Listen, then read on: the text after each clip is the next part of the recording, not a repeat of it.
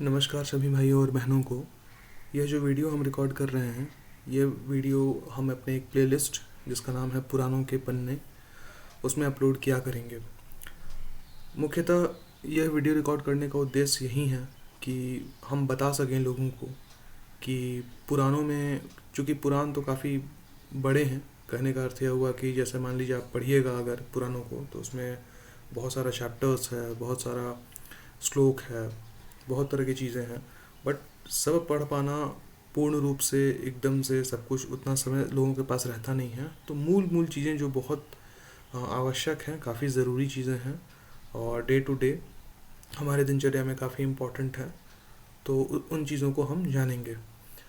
तो यह प्रथम वीडियो है मेरा।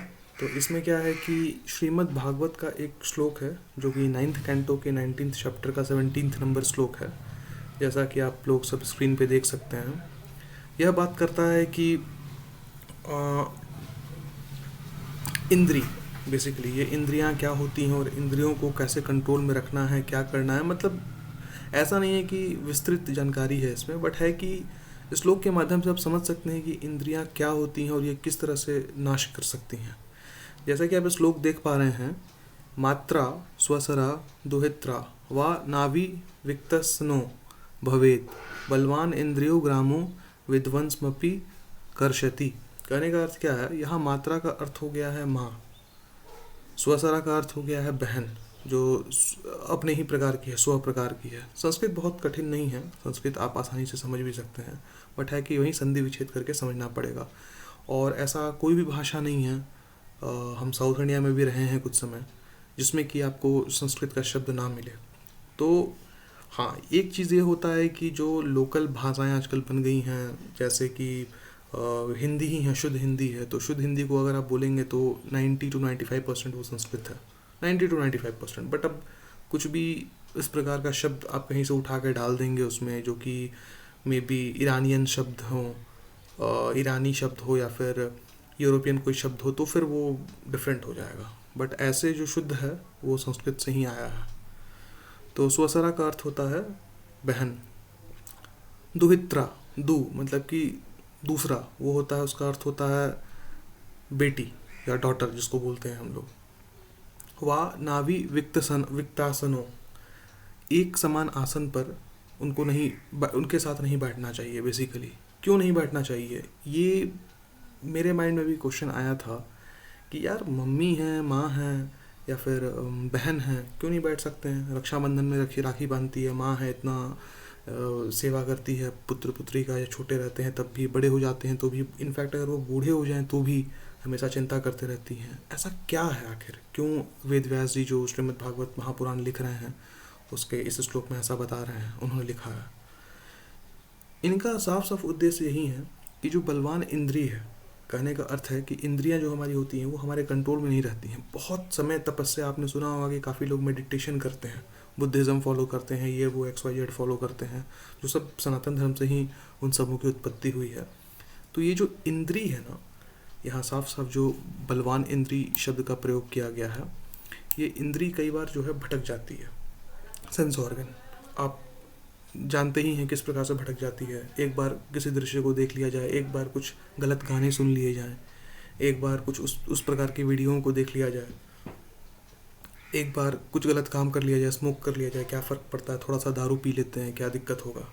तो ये सब इंद्री है। तो बेसिकली इंद्री तृप्ति के कारण ही, जैसे कि एग्जाम्पल देते हैं आपको, बहुत सुंदर एक एग्जाम्पल है, आलू का चोखा है, चावल दाल है, पिज़्ज़ा है, बर्गर है, ये सब ऐसी बेसिक चीज़ें हैं जो सब खाते हैं। वो स्वादिष्ट भी होती हैं, ये चीज़ें खाने में अच्छा लगता है, टेस्ट इनका अच्छा रहता है। बट करेले का चोखा हो गया, या फिर कुछ स्पेसिफिक पुदीना वगैरह हो गया, तो वो बहुत लोग, सब लोग नहीं खाते हैं, बोलते हैं कि हमें एलर्जी है, पसंद नहीं है, ऐसा है वैसा है।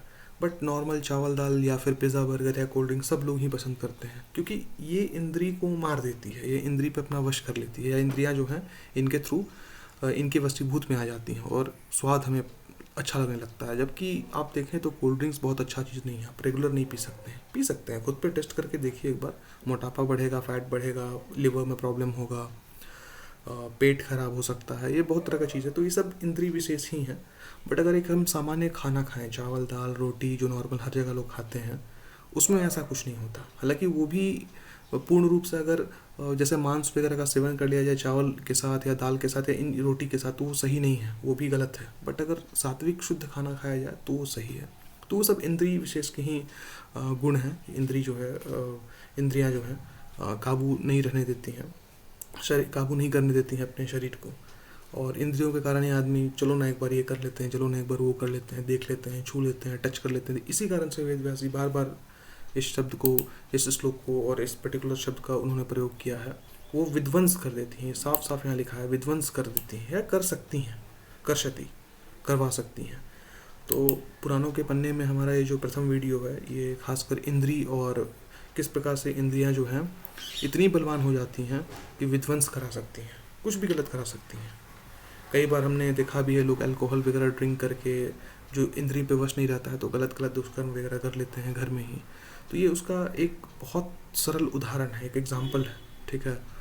तो इस प्रकार से उन वेद व्यास जी कह रहे हैं यहाँ पर इस श्लोक में, और ये काफ़ी इंपॉर्टेंट है और हम लोगों को समझना भी चाहिए। और इसका मूल अगर आप अर्थ निकालें, इसका अर्थ ये बिल्कुल नहीं है कि नहीं माँ को आप छू चरण स्पर्श नहीं कर सकते, बहन है तो उसको स्नेह या प्यार नहीं दे सकते, बेटी है तो उसे उसको कडल या गले नहीं लगा सकते, ये ऐसा बिल्कुल नहीं है। कहने का अर्थ ये है कि उतना ही करें जितना रिक्वायर्ड हो, रिक्वायरमेंट से अधिक नहीं, क्योंकि फिर बलवान इंद्रियां जो है विध्वंस करा देंगे, कुछ भी गलत हो जाएगा, कुछ भी। मतलब हम यहाँ उन चीज़ों के विषय में चर्चा नहीं करना चाहते हैं, आप सब न्यूज़पेपर या आर्टिकल्स वगैरह में पढ़ते ही होंगे। तो यही हमारा आज का टॉपिक था मोस्टली, और आशा करते हैं कि आपको ये अच्छा लगा होगा। और इसी प्रकार से हम और भी कुछ वीडियोज़ जो हैं अपलोड करते रहेंगे पुराणों के पन्ने या फिर श्रीमद् भागवत गीता से या फिर और भी अन्य पुराणों से ला करके। धन्यवाद।